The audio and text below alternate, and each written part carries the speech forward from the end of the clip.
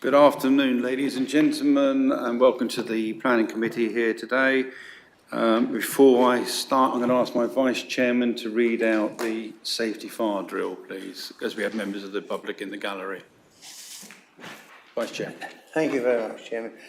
May I wish everybody a very happy new year? That's a little bit late. The building fire alarm is a signal I'll start again. The building fire alarm signal is a continuous two-tone alarm. On hearing the evacuation alarm, leave the building by the nearest marked exit. Follow the green sign to the assembly point, large staff car park opposite the main entrance. Anyone who cannot use the stairs will be helped by officers present after the people have left. Do not return to the building until told it is safe to do so and authorised by an officer. The whole of the council site is a no smoking area. Filming from the public gallery is permitted, but members must please refrain from filming within the council chamber as so not to distract the meeting. Mobile phones must be either switched off or to silent. Thank you, Vice Chairman. Right. Item 1 on the agenda is to receive apologies for absence. We've got a full house. Thank you. To receive declarations of interest from members in respect of any matter on the agenda, if you can indicate as you would normally do. I'm going to, I've got yours, thanks. I'm going to indicate that I've got a non-prejudicial interest in item 1, which turns out to be item 5, the Millwood in East Street. As I'm a member of Turners Hill Parish Council, it was debated, but I didn't take part in that debate, so I come with a fresh and open mind on that one. Councillor Forbes. That's the same as me, Chairman. I had to be the Chairman of the Parish Council, but I took no part in the discussion. Thank you. Councillor Webb. I'm District Councillor for Turners Hill, so my interest. Okay, thank you. My Vice Chairman is exactly the same. Thank you, Chairman. And I'm also a District Councillor for Turners Hill. Thank you. Right. Item 3 is to confirm the minutes of our meeting we held on the 8th of December prior to Christmas. That seems like years ago now. Can members use the voting touch screen to whether you agree with the minutes or disagree? Thank you.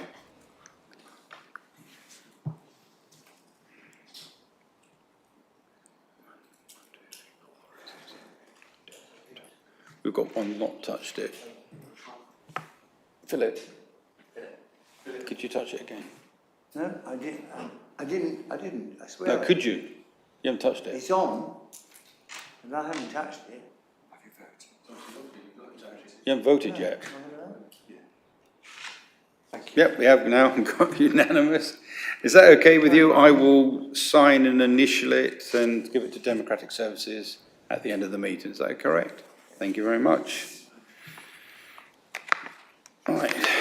Item 4 on the agenda is consider items that I consider to take as urgent business.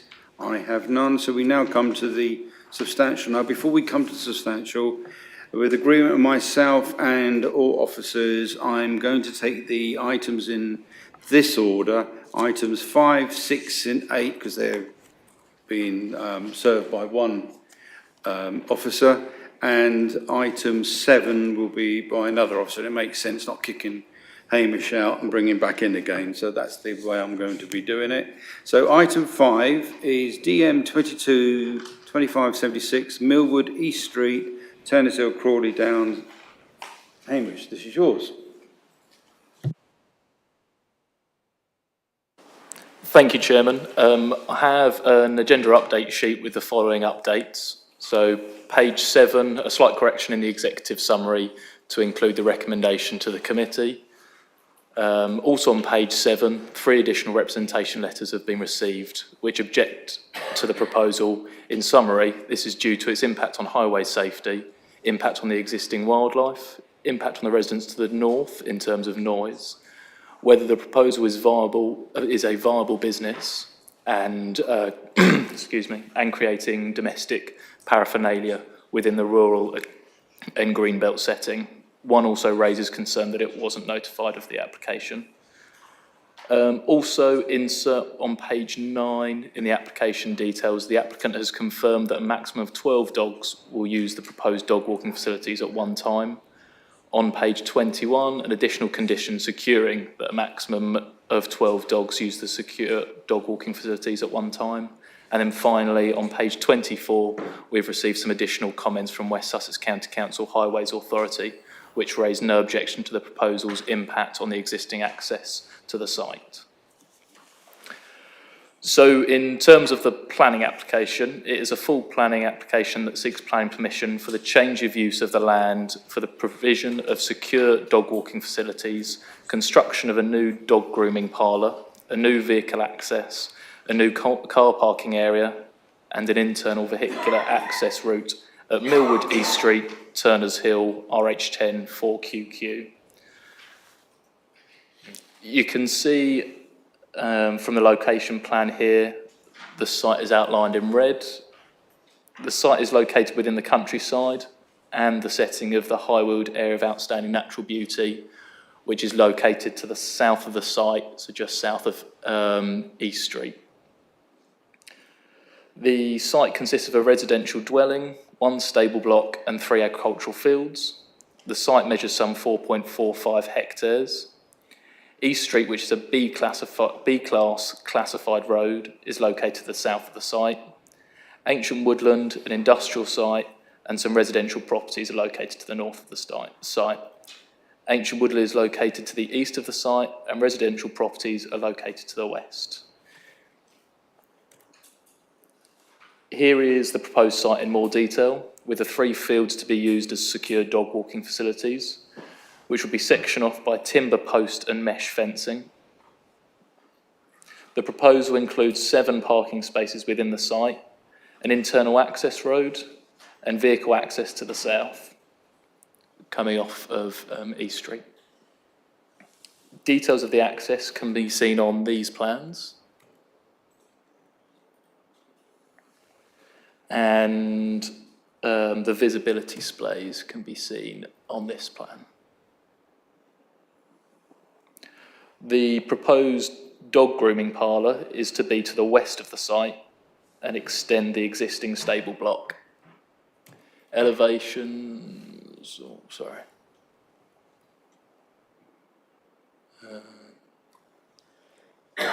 The details of the elevations and the floor plan are in the report, setting out the dimensions of it.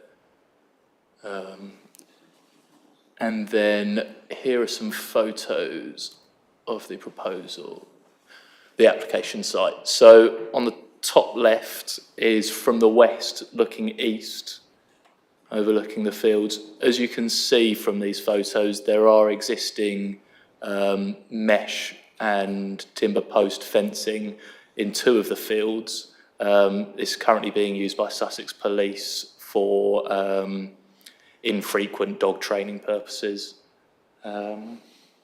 So the one on the top left is to the west, from the west of the site, going to the east. The second, so that's the bottom left, is from the west of the site looking north, showing the existing industrial site. And then top right is from the west going to the north, showing the ancient woodland. And bottom right is from the west looking to the south, showing a tree line, and the other side of that tree line is East Street. Top left is a photo showing the existing dwelling on the left behind that tree, and on the right centre is the existing stable block. That concrete pad is where the proposed extension to the stable block will be.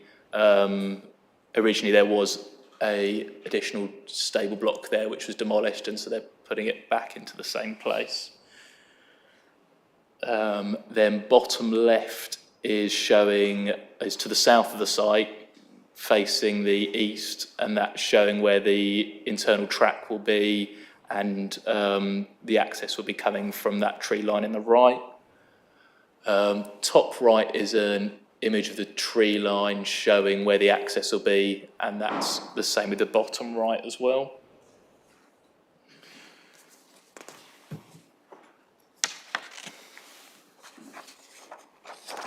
So we've also, the proposal also includes three small shelters within each of, or one shelter within each of the three fields, which is going to be used for kind of keeping people out of the rain. We've secured these details by way of a condition, or recommended that these be secured by way of a condition. However, the applicant has provided some information just to give us an idea of what they'll look like. Oh, sorry, I forgot about these photos, apologies. So these photos are showing the most easterly field. The one on the top left is looking from the west to the north to show the woodland, and then the bottom right one is showing from the west to the east, showing the woodland there. And then, as it was, these are the proposed plans for the shelters. Whilst these details have been provided, we still consider the condition is necessary so as to give due consideration to the design of these shelters. That's why the recommended condition is still in place. So the issues are, I'll just go back to this image here. So the issues are as set out in the committee report.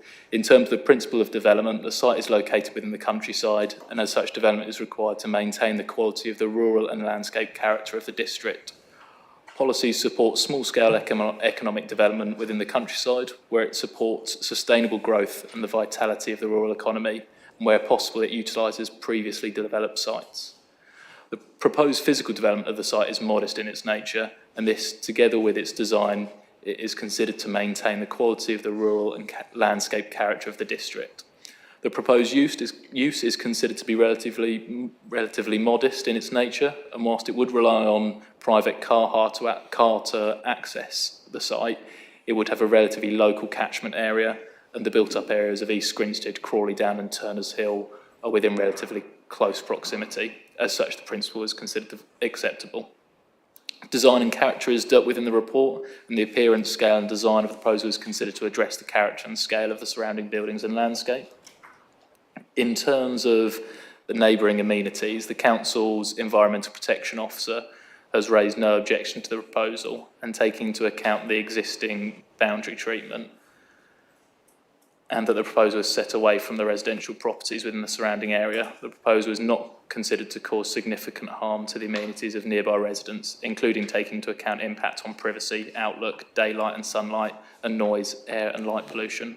It should also be noted that a planning condition can be imposed to secure the opening hours of the site, and as mentioned in the update sheet, the amount of dogs using the site at one time.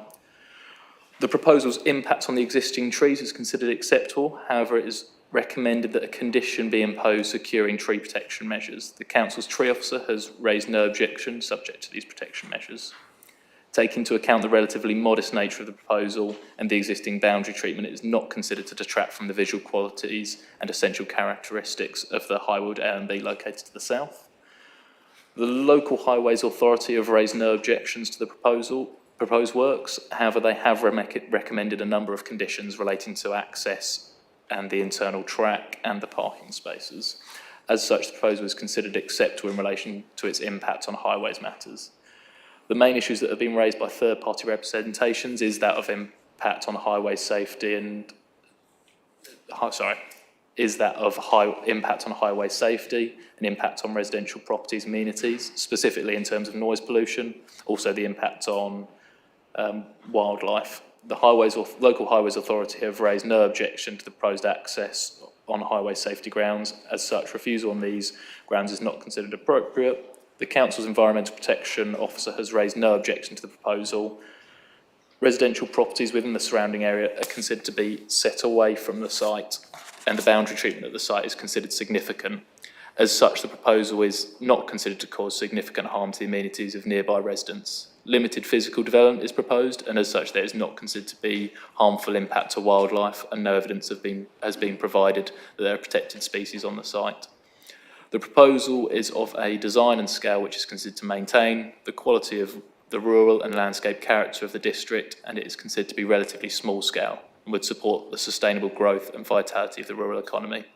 The proposal is considered to address the character and scale of the surrounding buildings and landscape and not cause significant harm to the amenities of nearby residents. The local highways authority, Council's environmental protection officer and Council's tree officer have raised no objection to the proposal, subject to compliance with the recommended conditions. The impact on the setting of the Highwell Derby is also considered acceptable. The application is therefore recommended for approval, subject to the conditions set out in Appendix A and the agenda update sheet. Thank you, Chairman. Thank you, Hamish. Right, we do have two public speakers. I'd like to call Gareth Williams first. If you'd like to come here, the Democratic Service Officer will tell you you've got 2 minutes. If you look at this traffic light system we have over here on the right, when you start speaking, the light will go to green. After 90 seconds, it will go to amber, and then it will go to red, and in that time, I'll ask you to sum up in one sentence. As soon as you start speaking, the legal officer will put on the light. Thank you. Property at Millwood directly abuts the application area and the application refers explicitly to our properties, but neither Mid Sussex District Council nor the applicant saw fit to notify us directly, and therefore we were unable to submit objections in time. On October the 21st, the applicant states that our houses are over 120 metres away from the nearest dog walking field, shielded by a substantial embankment and woodland, and this is entirely wrong. The houses are closer, the land is flat, it is directly adjacent, and despite what Hamish said, there is no woodland, it is merely a hedge. Drawing number 5 of the proposal shows a straight road with a grass verge, but neither of these is entirely accurate either, nor does it refer to the sudden elevation changes on the road. On October the 21st, the applicant states there will be 2 activities, dog grooming and dog walking. The same letter later refers to puppy training, which is a different activity with more noise. And this earlier application describes dog training and classes. So we need to clarify what exactly is up for approval. The Highways Authority did not mention the sudden elevation changes nor the gentle arrest bends at the new access. And so therefore we do not believe that the display diagrams are entirely accurate and correct. No account has been taken of the impact on the local deer herd. About 30 routinely move through these fields, and if field 3 is surrounded by deer fencing, as in the proposal, they will be forced onto the road or into our gardens. Environmental report does not make any mention of the local deer herd and is therefore incomplete. The impact on our property, as mentioned, is that the deer will be forced into our gardens and cause increased damage to our property, which has not been considered. There will be increased noise and intrusion of privacy. We therefore think the planning should be refused until at least there's been a fuller consideration of the site access. If approval is granted, we would request that field 3 with the 1.8 metre deer fencing is excluded, as this would remove the effect of forcing the deer onto the road. Can you just sum up in one sentence, please? And we would also propose that the hours are restricted to weekday and finishing at 5 o'clock, because there is no reason to allow noise at 7 o'clock. Okay, that's a very long sentence, Mr. Williams. Thank you very much. I'd like to call the next speaker. This is in support of the application. That's Mr. Richard Collins. Same as before, I won't explain it before you. When it starts to go to green, you can talk. When it goes to red, you have to stop. Thank you.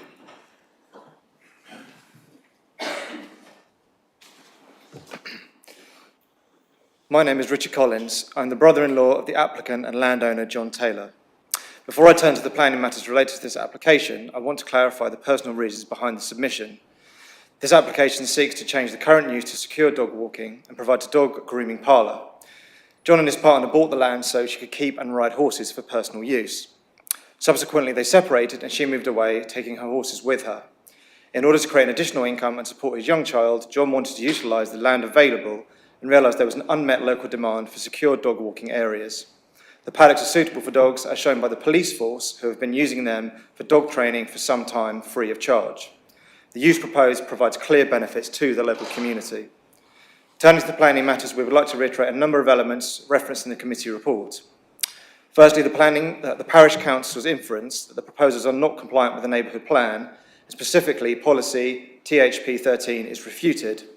Notwithstanding that the neighbourhood plan is out of date in the context of national policy and therefore should be afforded reduced weight, the committee report clearly demonstrates that the proposals respect the character of the area, do not harm the surrounding landscape and safeguard residential amenity and road safety.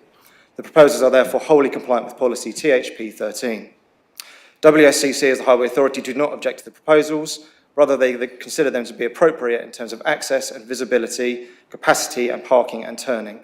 The applicant has accepted without negotiation the conditions proposed by WSCC, and therefore it is clear that the proposed development should not be prevented on highway grounds. Overall, having regard to the committee report, the benefits of the proposal demonstrably outweigh the limited number of adverse impacts. We therefore strongly ask members to accept the offer of recommendation and move to grant planning permission. I'd also like to say we're happy to close any facilities on bank holidays. Thank you. Thank you, Mr. Collins. You did mention the neighbourhood plan is not in compliance. I've just asked my planning colleague to my right, could you just, I think you might have got that one slightly wrong. Mr. King. Well, I said it's afforded reduced weight, given when it was adopted or made sense. Yeah, okay, thank you. Mr. King. Yeah, thank you. I mean, in terms of the neighbourhood plan, clearly it was adopted before the current version of the National Planning Policy Framework. So where you have older plans like that neighbourhood plan, where there are policies that might conflict with more up-to-date national guidance, then in those circumstances you would give those policies reduced weight, because the newer national advice is more recent, and that would attach greater weight. But in this case, I don't think there's any policies that are relevant to this application in the neighbourhood plan that are really pulling against and completely conflicting with what's in national guidance. So I think you're entitled to have regard to the neighbourhood plan policies and the obviously national policy and district plan policy is set out in the report. Thank you, Mr. King. Members, my legal officer, Paula. No, that's not my name. Right, you're flicking on and off, I'm afraid. Right, members, before we go to the debate, I just want to remind members that A, we cannot take into account anything to do with highways, because the highways have said it's okay. So we may have some concerns, but we can't go against the highways information and advice. And secondly, if it becomes intolerable in terms of dog noise, we as planners can't take that into consideration. That is a separate act of the Environmental Protection Act, and they were the ones that will take that into consideration. So members, as I see it, there are just a couple of items that you can really debate about, where I think you've got room to ask and challenge the officers, and that is, and we've had it in the update sheet plus in the report, and it's really to do with conditions 4 and 5, hours of opening. We heard Mr. Collins said they're willing not to do it on bank holidays, but the amount of dogs that they can be there, and we've now got that clarified, no more than 12, which I do welcome. So does any member wish to discuss anything? Councillor Webb. I understand that the police currently have free access to the site. Will that remain if the application is approved? That is a damn good question. I really don't know that. Hamish. So that would be up for the applicant to decide. We wouldn't put a condition on to say that they would have to require they use it. It'll be up for the applicant to decide. They're in Bolcombe as well. They do it on the Bolcombe estate. The dogs training they do trail searching on that one. Councillor Pulfer. Thank you, Mr. Chairman. Just one question. It's dog walking, understand that. The dogs arrive, they're walked and then presumably they go. My question is that effectively they're not going to be kept there, and it's turning this premises into a kennels. No, it's not. And I think just we need to understand that, because that would be a very different application. It would. I can clarify that, and I'll get Hamish to do it as well. It's not a kennelling business. Hamish, that's correct? Yes, Chairman, yes. So, the proposal is for the kind of dog walking facilities, and then there's the new dog grooming parlour that will be kind of extended onto the stable. But, they're not proposing kennels. If they were to seek to have kennels on the site, then that would probably require planning permission in its own right, because it's not the use that has been applied for. And they will also have to be licensed by this council as well. So you've got the environmental and the licensing and planning to do with that. Councillor Brown. Thank you, Chairman. I've got four main questions. The first one concerns the dog exercise fields on page 7, where the officer states they're satisfied with the business model. And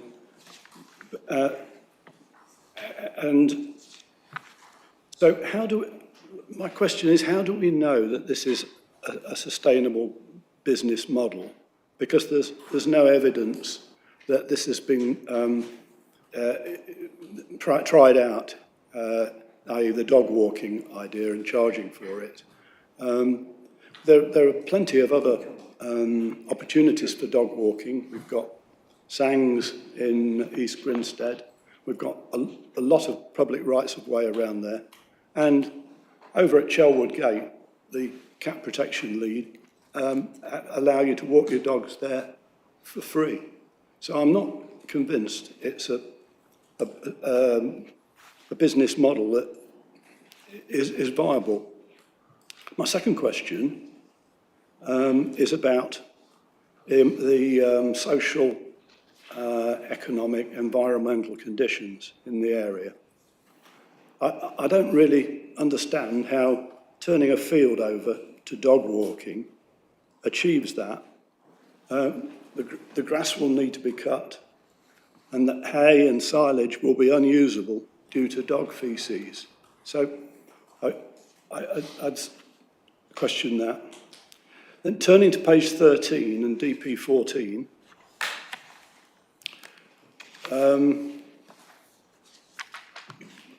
we don't know whether the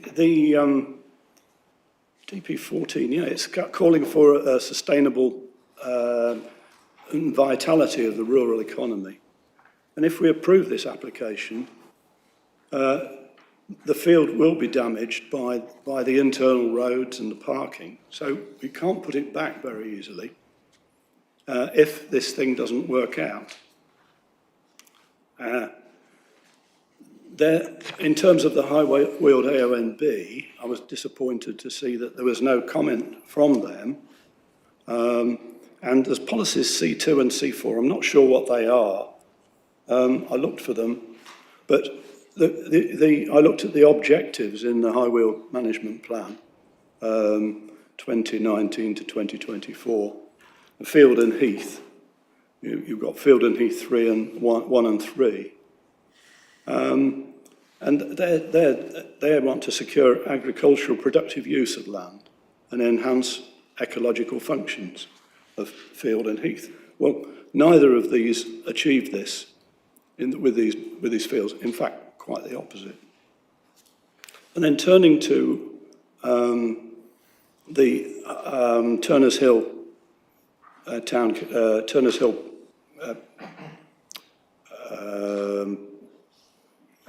neighbourhood plan. Thank you, yeah, the Parish Council neighbourhood plan. 13, this is the over-intensification. I see this as rather compliant with that, and I think rather more weight should be applied to that TPH 13. And I was hoping to get it up on my iPad, but it's not working. There's also neighbourhood plan TPH 11 as well, which is recreational open space. And that's what this is. I don't feel that's been mentioned at all. And, you know, the fact you pay for it, it's still recreational open space. And I don't believe it complies with that. The officer might like to have a look at that and see whether it does. Then finally, I heard what the Mr. Williams said about the deer-proof fencing, and I think that the path of deer is really important. I know this from personal experience, and I don't understand why they need to have 1.8 or 1.5 metre deer fencing in place of the fencing that's there at the moment. Perhaps somebody would explain that.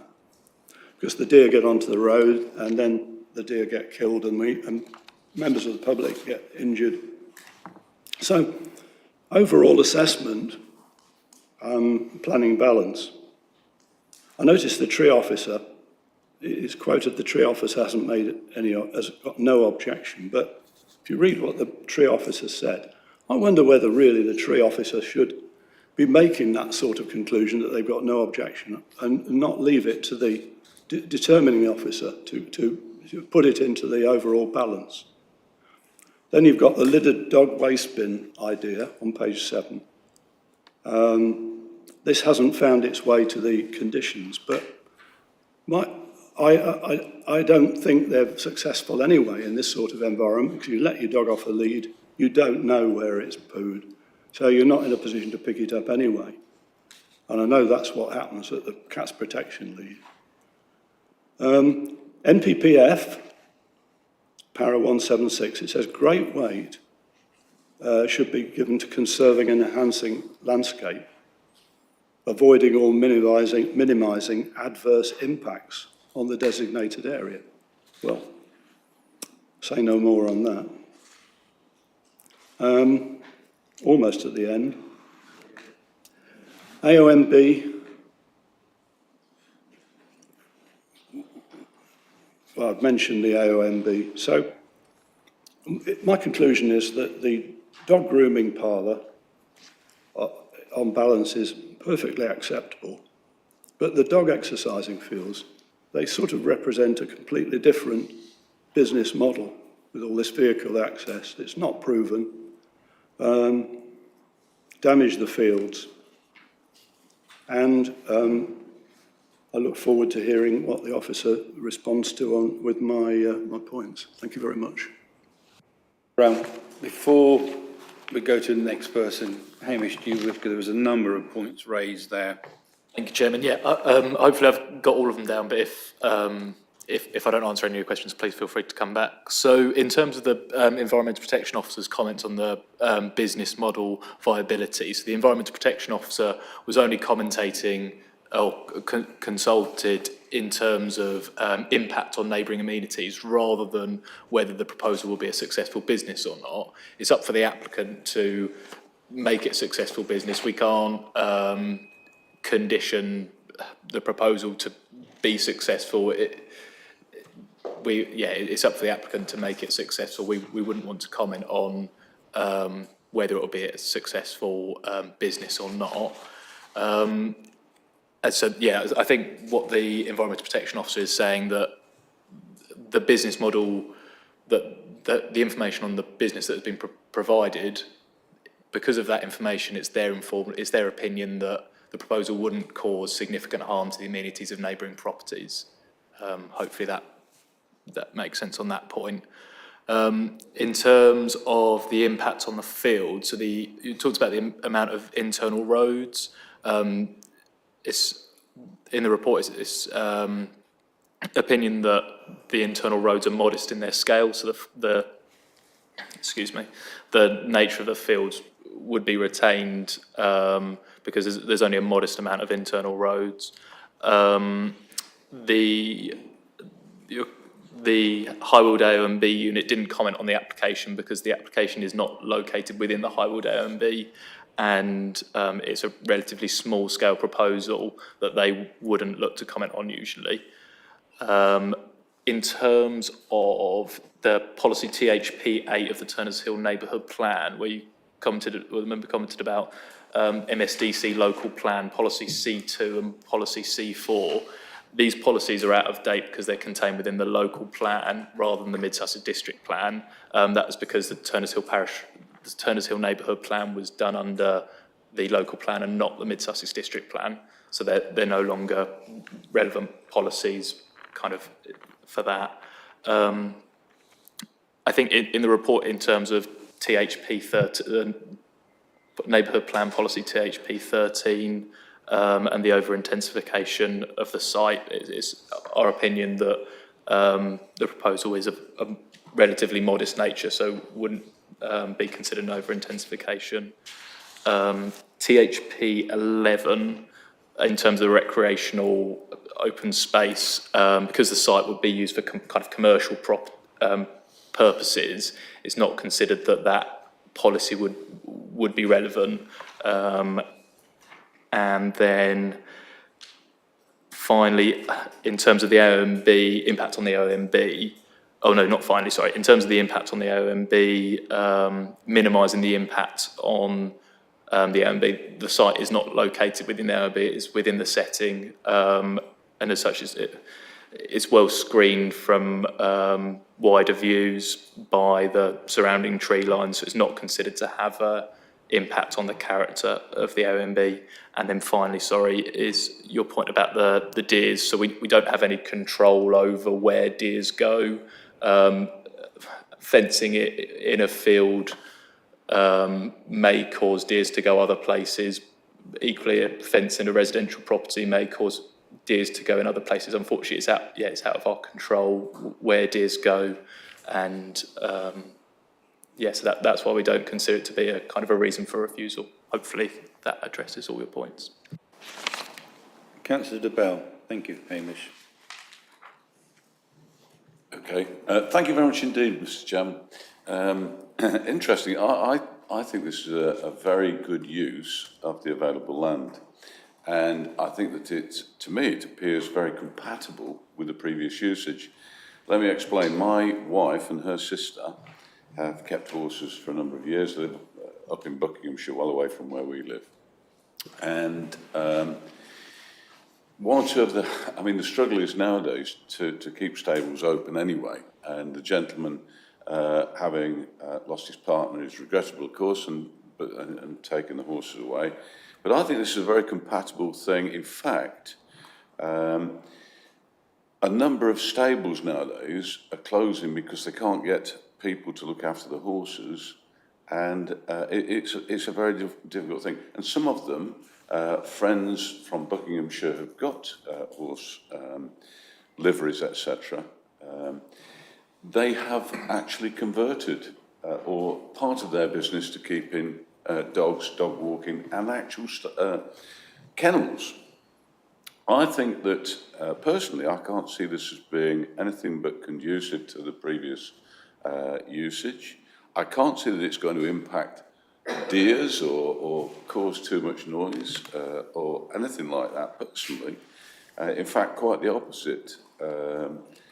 If you have stables there, it can often be far more noisy.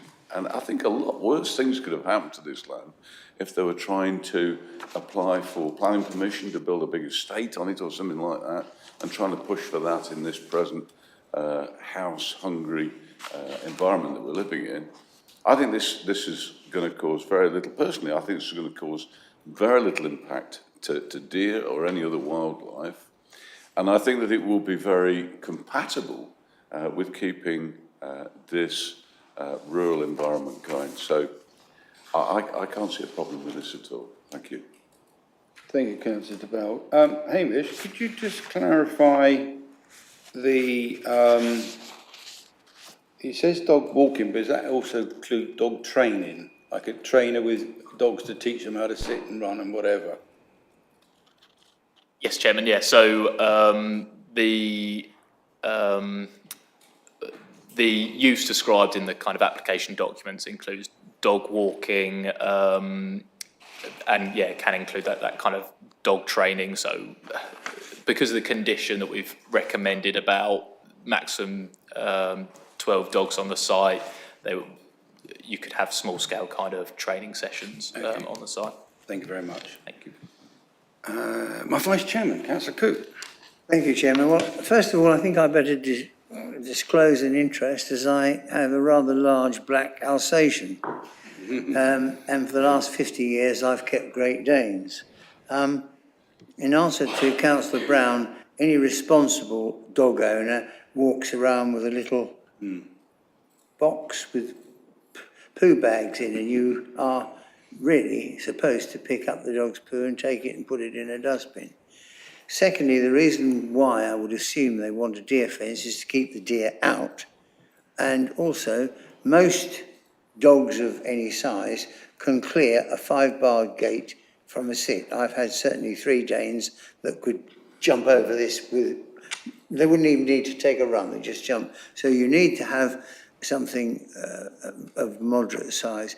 Secondly, or thirdly, you cannot now walk a dog off a lead on a public footpath. Dog's supposed to be under control. This gives an opportunity for people to train dogs so that they are possible to go off a lead. Not everybody's got a garden that's big enough to do it. And so therefore, I don't think it's going to cause anybody any harm. It's not as if it was a kennels where you do have barking at feeding time, and they have a habit of going potty. So I would recommend it as recommended, Chairman. Thank you. Hamish, do you wish to come back on any of those points? Yeah, sorry, just to make a point, in terms of the dog waste, what we can do is, when the discharge condition application, or if the committee determined to approve the application and with the shelter condition on, we can ask that a dog bin be provided in each of those shelters and then secure that by the way of the condition. You don't need a dog bin, you can put dog feces nice in a black bag and put it in the ordinary refuse. Yeah, you can do. Not very pleasant, but you can do. Councillor Guston. Yeah, thank you, Chairman. So according to dogparksnearme.co.uk, there are 17 dog parks within a 15-mile radius of the Oaklands campus. And there are 560 in total in England. So it's obviously quite popular, much more popular than I thought. So I think in terms of a business model, given how many there are in the country, it's probably something that actually is tested. I think my only concern, I've heard the comments about, we can't plan for where deers might go. But obviously, if the consequence of a planning application is that the only place that they can go is onto a road, then clearly that is a concern. And I just wondered whether, and I'm not quite sure how one would do it, but whether the applicant is able to come up with some mitigation in order to protect the wild animal. Oh, I'm sorry. You can't take part. Though it's a public meeting, it's not held in public. It's not a public meeting as such. Thank you. So if there was a way of doing that, I'm happy with the proposal. But if that could be looked at, then that would be a help. Hamish. No, you've disappeared. Sorry about that. Thank you, Chairman. So we have to determine the application that is before us. So the application is for 3 fields. I think in conversations with the applicant, they have said that they're not 100% sure whether the 3rd field would be used or not. But obviously, yeah, we have to determine the application in front of us. Thank you. Yeah, thank you. Councillor Sweatman. Thank you, Chairman. Well, to be quite honest, I think for a point that's already been mentioned before as to whether the business is viable or not, that's not for us to decide.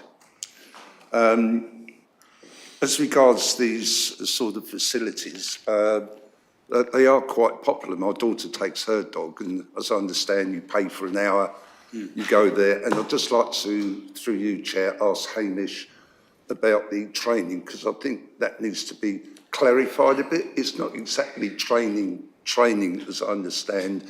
They may have a few toys or little tunnels in the field they may go through. So that's for dogs. So I'd like to just clarify that. I think we all ought to understand that.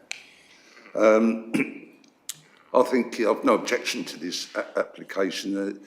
As the Vice Chairman said, it is becoming very popular where people can let their dogs off the lead and let them have a really good run, as opposed to going on a sang where they've got other dogs and have to be careful, call them back, put them on the lead. So I think it's going to be a very viable business.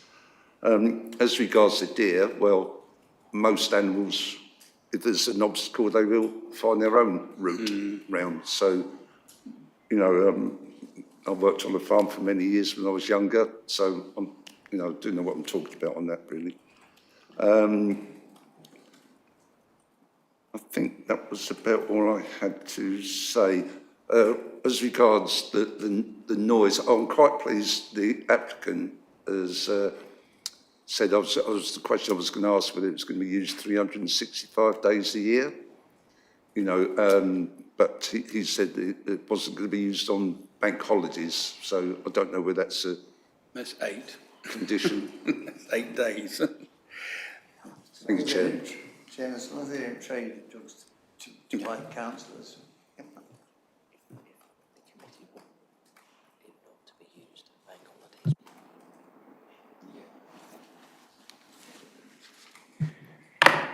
Sorry, Hamish.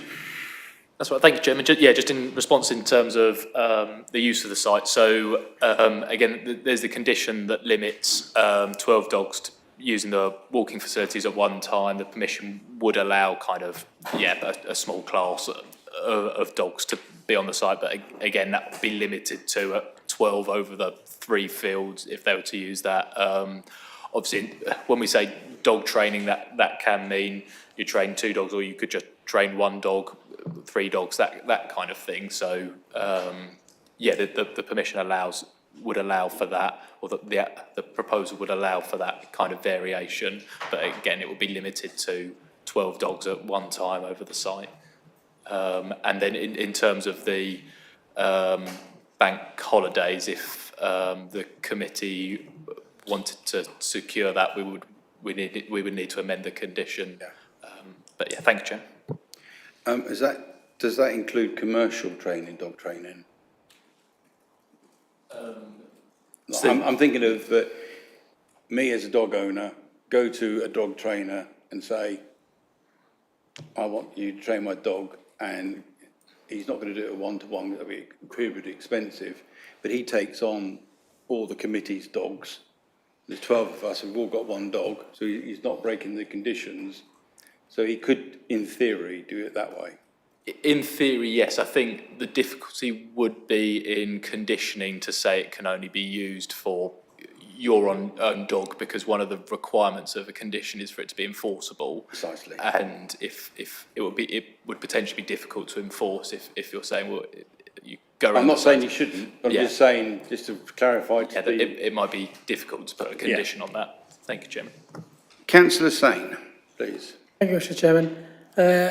My question is part we already have asked about the dog training.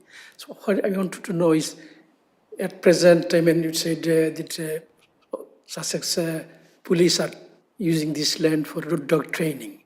So did they take any planning permission? Did they require any permission? You don't need it. So it is already there. It's a dog being used this land for dog training anyway, isn't it? I'll get a legal view in it for you in a second. That's done because they do it for free. The people who own the land allow the police to use it. The moment you charge, that's a different ball game. Is that correct? If the police are using it for training at the moment, it could be deemed to be a change of use of the field, but it's on a minor scale, and we don't know how long they've been doing it for. So under sort of planning, with a change of use, if it's been for 10 years, it's got lawful use. But at the moment, I don't think the committee's got any, or the officers have got any information about how long the police officers have been using the fields. Yeah, the police go around looking for landowners all the time. Can we use your fields? They either do trailing, so like chase after somebody who's been naughty, or they say, sit, bark, whatever. Like they do that now. I think it's everybody to speak. Councillor Forbes, you're last but no least, so I wish to have a few seconds as well. That's on, isn't it? Thank you, Chairman. This is not a question, well, in a way it is a question. What I would like to see, bearing in mind, because I put it in red, it says this site is located in East Street, a B classified road subject to national speed limits in this location. Fine. But then go on to say, haven't reviewed the plans put by West Sussex Mapping, it anticipate the road speeds in this location are fine. I'd just like to point out it is 60 miles an hour. All I'm asking is it possible as a planning committee, this and a district one, that the planning department send out to the district councils involved whether it should be a red, amber or green. Otherwise, if it don't go red, it doesn't go to West Sussex Highways, so they don't have to come out. This road, though it's classified as B, I would point out that roughly, I think it's roughly about 7 years ago, Turners Hill Parish Council employed a company to come in to do counting of vehicles because they wanted a crossroads. Whether you know Turners Hill, it's one of the most dangerous crossroads in, I should think, at least West Sussex, if not in the country. The movements of vehicles, they did the recording, so 7 in the morning to 7 in the evening, 5 days a week for 1 week. The movements in these B roads in Turners Hill was nearly 27,000 movements of vehicles a day. That was 7 years ago. This road, this is 60 miles an hour, if I remember rightly, the movements of vehicles in that day, in that week, was over 6,000 a day. So it might be classified as a B road, fine. But what I'd like to see is that West Sussex actually come out the Highways Authority instead of sitting in West Sussex, in Chichester, looking at a map and saying that's okay. I do say, the police do say here that over the last 5 years, there's no recorded injury accidents. What they record at that, they don't go on to say that the fact is when there's deaths, that's okay. But the deaths in that area were due to the fact of alcohol and drugs. So there has been fatalities in that road. And I will point out that road speed there is 60 miles an hour. And it is a bend. You're coming up from East Grinstead, you're coming round a bend. I know we can't say anything because West Sussex say there's no problem with it. But I'd just like to ask, can we ask as a committee that it's sent out to all councillors when there's a planning application about the road, whether it's A, red, B or amber? Yeah. Is that ward councillors? I think it should go to ward councillors. And what I'd like to see was that the fact is that it also went to a parish council, because the parish councillors know more about the roads than it seems that West Sussex do. That's my beef about it. We always get it in Turners Hill that there's no problem because they have B roads. But if you're going to have over 7 years ago, 26,000 odd vehicles a day going through the middle of your village, if that's not a problem, it's probably not to if you're sitting in Chichester. But I'd like them to come out occasionally to go on site and to actually sort of, so we can get a proper report from them. Thank you, Chairman. Sorry, No, it's okay, and it doesn't do any harm to have a bit of a rant. Mr. King can reply to that. Yeah, thank you, Chairman. Thank you, Chairman. I think what you're referring to, the red, amber, green, just for the benefit of everyone, it's an internal procedure we use when we consult the Highway Authority. Officers will write to the board members and ask their views on our initial assessment when we're booking in a planning application as on highways matters, whether it's red, amber, green, and that's not looking at the highway merits at that time. It's just a question of if it's red, it's something we think the highway authority should definitely come out to visit because it's a very major application and there might be significant numbers of movements associated with it, etc. Whereas if it's green, it's something much more minor that doesn't need a site visit at all. Amber, up for discussion. So it's not looking at the merits of it, it's just essentially how much work and input might be needed to go into the application. But we can take that on board, that your view, I don't know if it's the view of the rest of the committee, whether the parish council should be involved in that red, amber, green internal system. So that's something we can have a discussion about away from the meeting. I think that's a discussion for another meeting. It was just the fact that parish councils, the district councils wasn't asked. Yeah, they weren't asked in this case because he's one of the ward councillors. But before I go to you, Mr. Councillor Brown, I'm going to have my 2 pence, please. I think the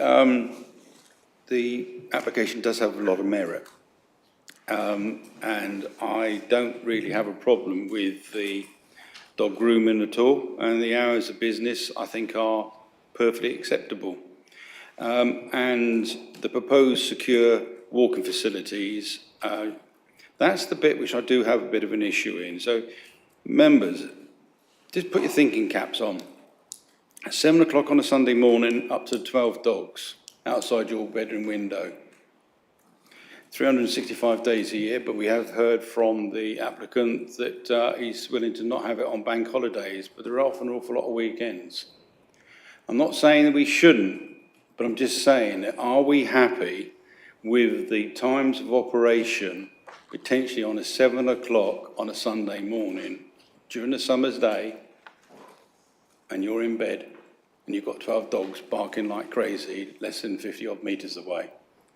I'm just saying, I've not heard anybody mention the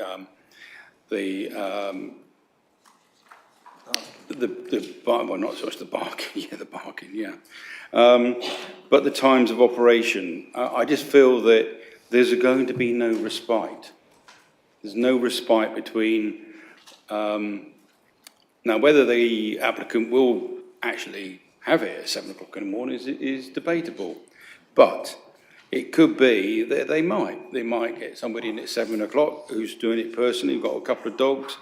My dogs don't make any noise, but I do know that you allow other dogs on the grounds they're not allowed to make any noise. But if there are dogs who get off the lead and run around and they just bark for kingdom come.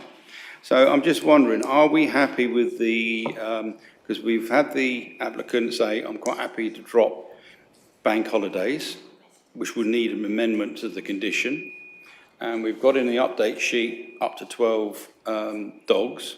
That's not saying they're going to be 12 dogs, but it's up to 12 dogs. I just think personally, I would be very unhappy and I would be straight to the environmental protection team here in Mid Sussex at 7 o'clock in the morning. I got woken up 4 consecutive Sundays by dogs. And can you come down and monitor it? Because if they go down and monitor it, they can close it down. So what are we doing? Are we fair to say 7 to 7 or 8 to 4? If we're happy with that, fine. But bearing in mind, another part of our council have to pick up the pieces. And we shouldn't, as a planning committee, cause a problem for our colleagues, because we do know the difference between when we do open pub hours, or we have a new bar opens up, planning takes the precedent, and we say it can open till 10 o'clock at night, and the applicant goes, but I want to open up to 11. Well, the planning conditions say you can't. So then they've got to come back to us to say, can we do a variation on that? So if you're happy with 7 to 7 and March to August and September to February, 8 to 4, then I'm in your hands. But if you're not,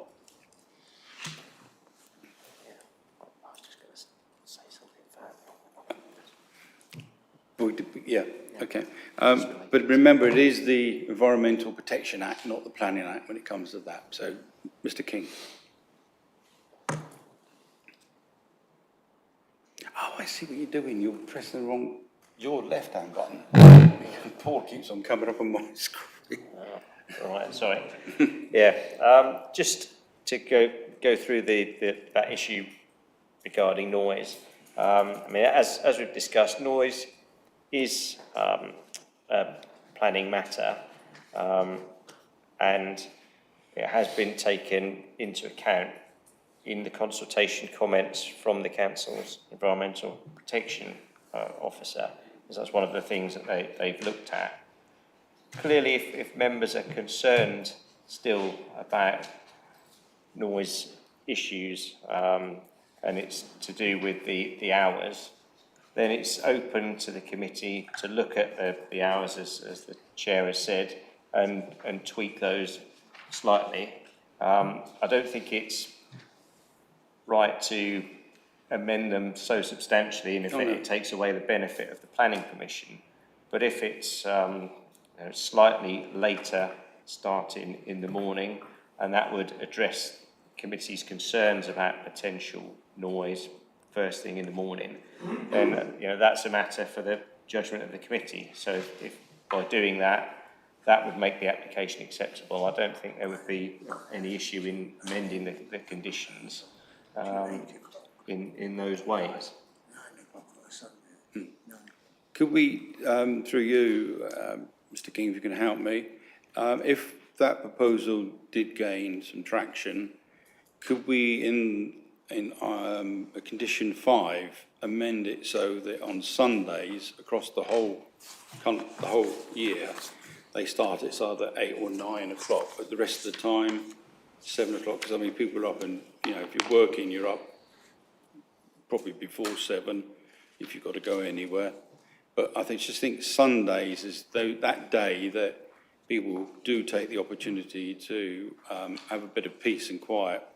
So would it be arduous for us to, or onerous, more to the point, amending that condition 5 to 8 or 9, or unless the members say, no, we want it 7, could we do that make that as a condition? Sundays start at a later time? Yeah. But the rest of the week, if the members are happy to keep it at 7, but I just think Sundays, personally, 365 days a week, month should say, year even, is a little bit.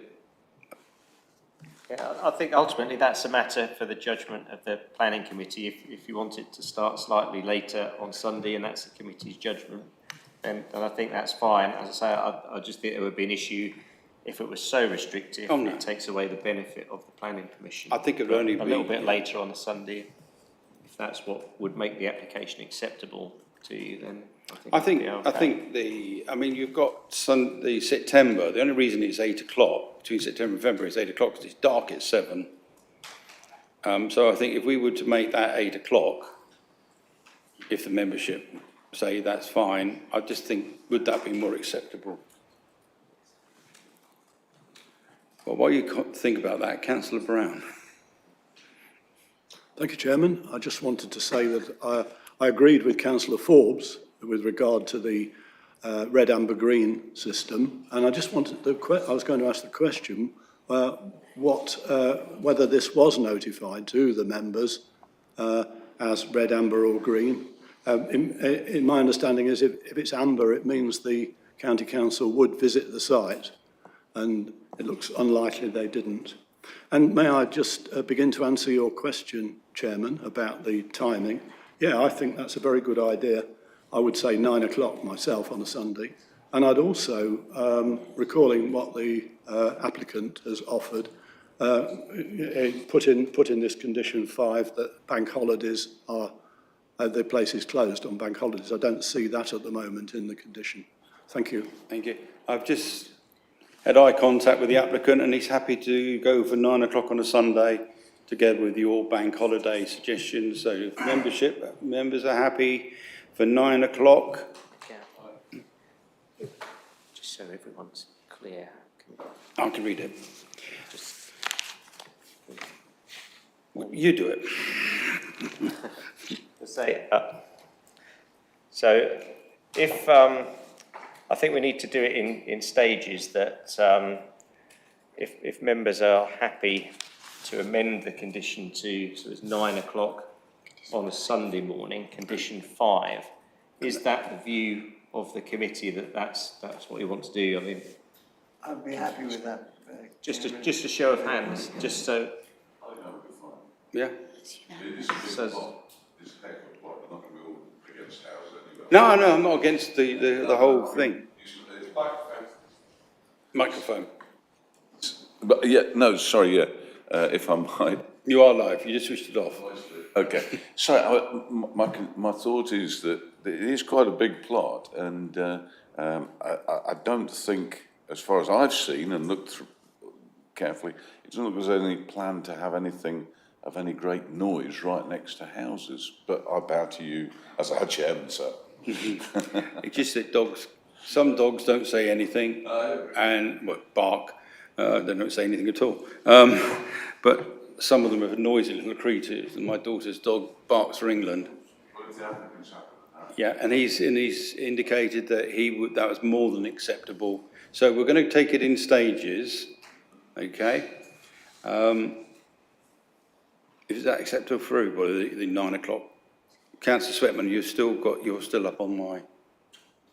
Yes, thank you, Chairman, for allowing me to come back. The way I thought we was going, that we would end up making business unviable. Really what your suggestion was, and I'm sure the applicant would agree, 9 o'clock on the Sunday, but 7 o'clock all other times. And as regards noise, I was going to say not all dogs are yappy, and I think we're overestimating. Smaller they are, the yappier they are. I think we're overestimating the amount of noise. So, I'm quite happy with what you're suggesting. Okay. Councillor Pulfer, you're flashing away. Don't touch it. Don't touch it. Am I good to go? Yes, you're good to go. My comment is, Mr. Chairman, this is effectively a business which is being brought into quite a rural area. There may well have been horses there before, and horses really do not make a lot of noise, but I'm cognizant that there are residents who will effectively have dogs barking 7 days a week, and I don't think that's fair. Forget the viability of the business. I wouldn't want dogs barking 7 days a week. I wouldn't want them dancing 6. And whilst I've got no problems about the grooming, because that's a quiet business, I don't think that 7 days a week to have the dogs barking in an environment where you have bought and lived and taken the benefit of a quiet area for this to go in it. And I would be a lot happier to see no dog walking on Saturdays and Sundays and bank holidays. I think there ought to be respite for the residents who are there. Thank you, Mr. Chairman. I hear where you're coming from. We have heard via Hamish that the applicant has said the bottom field, which is the contentious one, which is next to Millwood and those 4 houses, wherever it is, down to the north, is unlikely initially to be used. It'd be fields 1 and 2. I'm getting a nod from the applicant. Hamish? Just to say that may be the case. Could change. That may be the case, but you do have to determine the application as it is. So yeah, it does include the third field. Sorry. I understand that. Thank you, Jim. Right. So we'll get fields 1 and 2 first, and then if it expands, then they'll probably go to field 3. So we have a slightly different we've got the update sheet, which says up to 12 dogs, maximum 12 dogs, and the one thing I wasn't quite sure about, and it's prior to the commencement, we don't know what they're going to construct the road out. We don't think, you've shown us the green grass. We haven't seen, unless you know something that we don't know, what are they going to construct the internal road in? So in the application details, sorry. I'm just looking at items 7 and 10. So the proposed access is located to the south of the site and will provide vehicular access to and from East Street. It measures some 5.5. It will be constructed of, so that will be, the access will be concrete, and the proposal includes internal vehicle track with some 7 vehicle. But it will be characterised by road planning's surfacing, so similar to you see on it's not tarmac, but it's like tarmac. Oh, I know what you mean. Yeah, I know what you mean. Yeah. Drop and squeeze onto the ground. Yeah, okay. It's labelled on the access plans, the proposed materials, and I think it's in the application form as well. I understand what you're talking about. Right, so, can I, it's going to be slightly difficult, so this will be Paula and...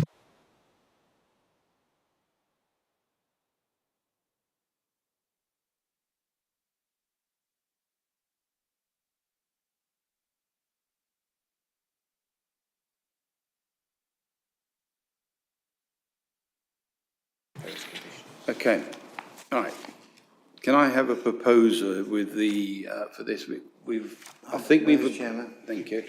A seconder, and I'll tell you what you're proposing and seconding. So Councillor DeVal is that no more than 12 dogs, hours of business on a Sunday, 7 to 7, Monday to Saturday. But Sundays, 9 to 7 during the summer holidays or summer months, and 9 to 6 the winter months, and bank holidays, no dogs whatsoever. Sorry, 9 to 4. What did I say? 9 to 6. 9 to 4. Yeah. Oh, yeah. I'm looking in the wrong part of my glasses. So 9 to 6 during the summer, and 9 to 4 during the winter months, but that's only on a Sunday. The rest of the time it will be as you see in your report, and bank holidays, no dogs whatsoever. So with that, the proposer, I've got Councillor Coote as my proposer and Councillor DeBell as the seconder. Can I ask you to vote accordingly, please?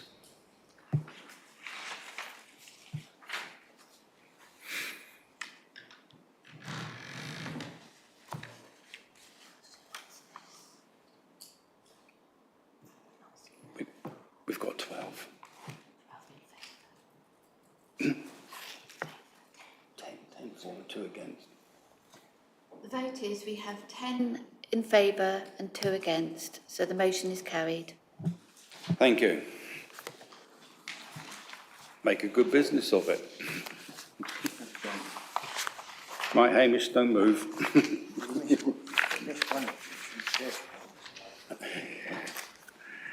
Right, agenda item 6, again, the only reason this is here, Councillor Swetman? Yeah, recommend approval, Chairman. Damn it, okay. It's only because we own the land and the parish council fully support it, so. I recommend, Chairman. Right, can we just do our normal, can you vote on it, please? To say that you agree with the age concern.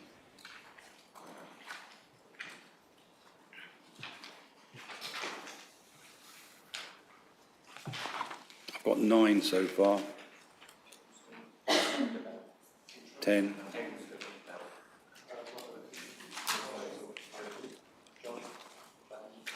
John. Okay. Who's not? Oh. John, could you press green or red and whatever? That's it, we're all here. That's 12 in favour and 0 against, so the motion is carried. Thank you, and then we're going to item 8 to keep Hamish in his hot seat. And again, the only reason this is here is because our policy in Mid Sussex is if it's a councillor or an officer of the council, he has to come to compute. Councillor Swetman. Recommended, Chairman. They liked it as well. Councillor Eggleton, would you like to second that as you are a Burgess Hill councillor? Yes, Chairman, happy to second. Okay, can we now go and vote, please, as we normally just do, please?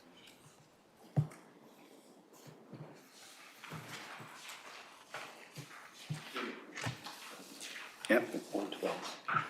12 members have voted for, 0 against, so the motion's carried. Thank you. Right, we've got to have a slight pause while we change planning officers. You're finished. Thank you, Hamish, for your...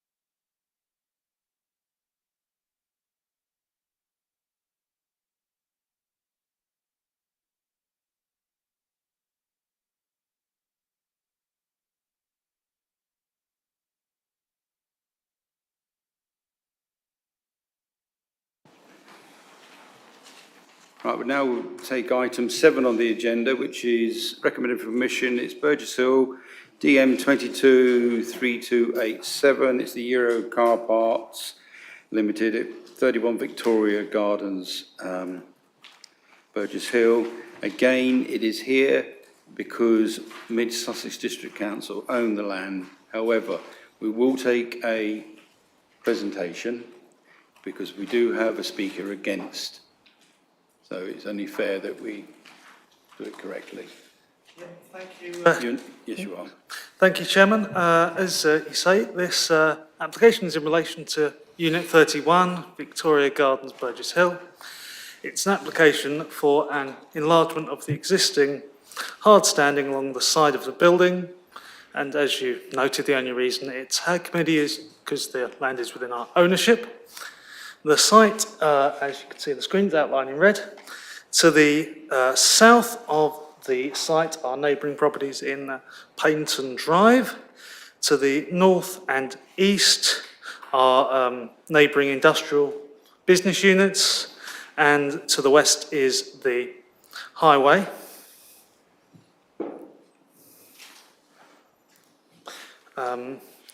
The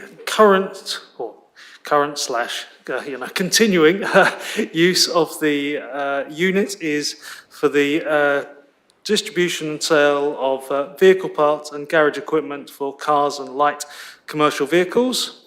The proposal is for an enlargement of the existing hard standing as shown by the drawing to the north and east.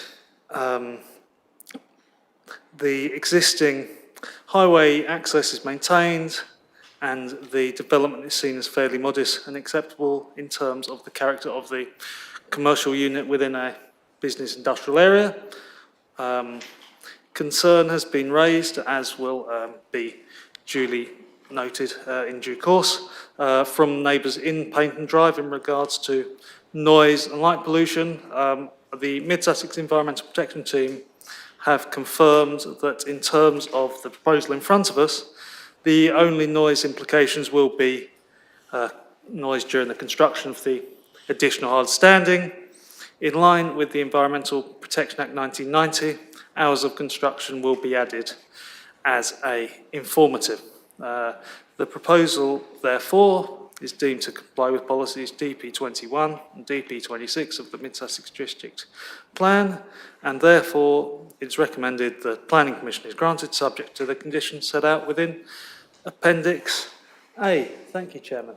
And these are photos here, looking towards where the existing hard standing is, and also towards the,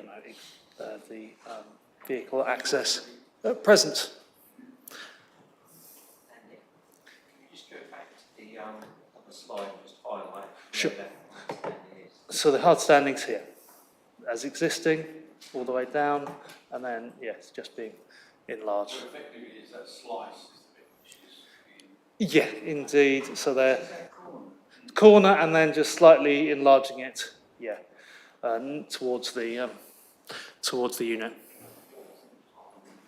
Thank you very much, Andrew. Can I call Mrs. Karen Ford? Do you wish to bring your daughter with you, or are you happy to have a go at her? We're quite nice people, honestly, we are.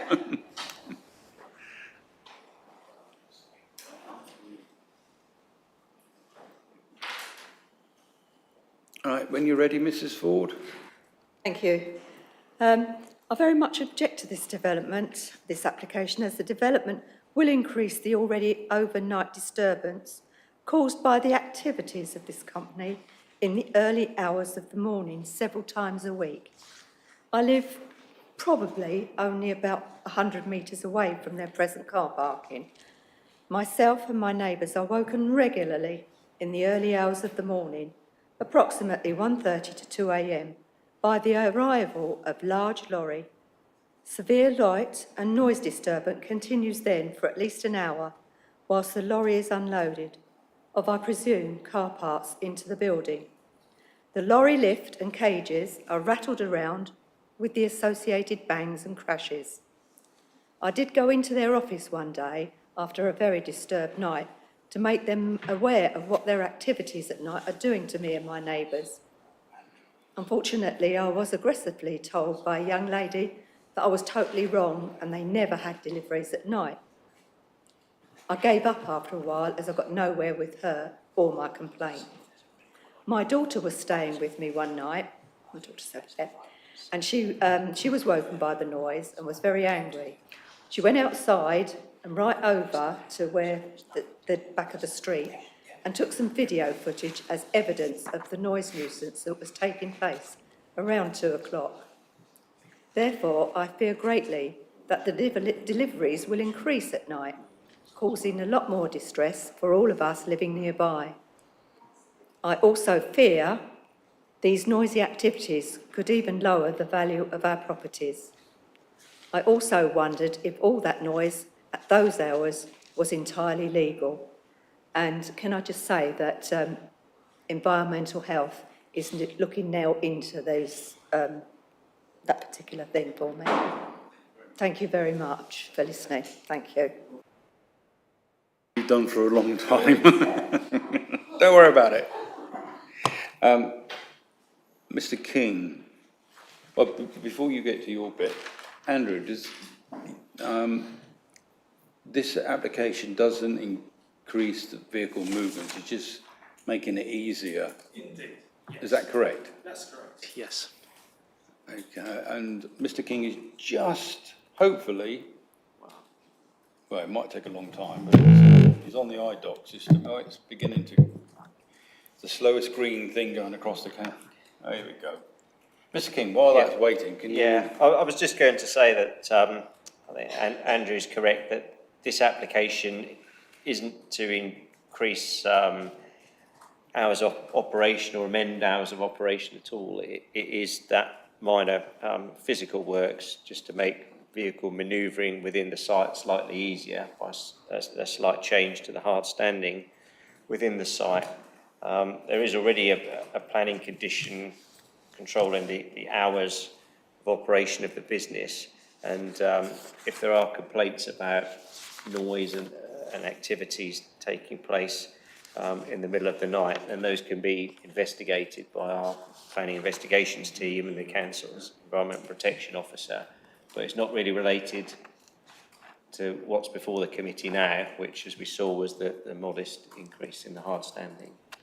It's a bit like we had at the dog thing. Not in a second.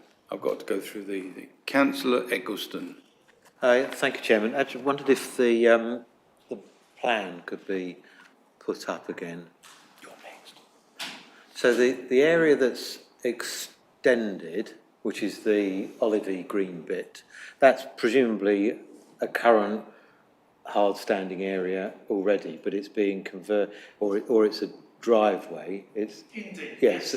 So there's no real, they could drive through presumably as it currently is, but they're just reconfiguring the area to make it more convenient.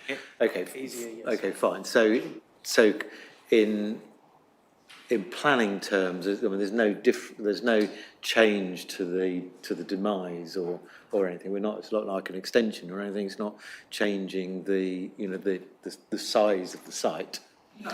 Okay, thanks for that. Just on the lady's point, I would like that we note but formally take up with environmental protection so we can investigate any breaches of their planning conditions. Yeah. Mr. King is looking at it as he speaks now, scrolling through. And while you're scrolling through, I'll go to Councillor. Sorry, if I could just... Just finish, because although I accept that that's not relevant to this planning application, it's relevant to the existing planning conditions and obviously very relevant to the amenities of local residents, and we should get enforcement around and deal with that as a separate matter. Thank you. Totally agree. Have you got the information up yet? Yeah. Mr. King. Yeah, it looks like there is an open case on the system, so it will be looked into. Yeah. Okay. Councillor Coote. Thank you, Chairman. In the distant past, in fact, up until 3 years ago, I had an HGV licence and have driven articulated lorries. I think the people who complained will find that there's probably a lot less noise because that makes entry and exit a lot easier rather than having to shunt backwards and forwards. So I think it's a great improvement, and I think that the noise of a diesel engine, particularly a big articulated lorry, is going to be a lot less because we'll be able to get in and out so easily. And I would move as recommended in due course, Chairman. Thank you. Before we go to that, Councillor Cartwright, you haven't spoken yet. Yes, the first two speakers have taken my 2 points out of my mouth. We do seem to have picked up a bit of casework here, which is not to do with the planning, but I'm very concerned that if there is all this noise at night, that it's happening on our land. And I presume on this map that the houses are at the bottom. Could you put up the site where you had Victoria Gardens, please, Andrew? Your members, yeah, there they are. They're down there, yeah. No. And as Mr. King, as Mr. King has just pointed out, there is a live investigation going on at this point in time. Again, it's under the Environmental Protection Act, not the Planning Act. So, but I think Councillor Coote's point is very good, that it may be that this will actually help you with less noise. But you know, yes, much easier to get in. Yeah. I think your complaint is more about what they do after the vehicles have gotten in and out. But we'll see how that goes. And we can't make any comment on the Environmental Protection Act because that is out of our scope. Councillor Forbes, you were an Environmental Protection Officer. I'm pleased to see that the young lady has been given the proper advice and it's in hand. I think that's the answer to your query. What they're doing here it won't impact it even more. So I think this is fine, but I think you are going about the right way of taking up your noise. I have a proposer, Councillor Cartwright or Councillor Eccleston, is your Burgess? He beat you to it. Councillor Cartwright is the seconder. Can we go to the vote, please?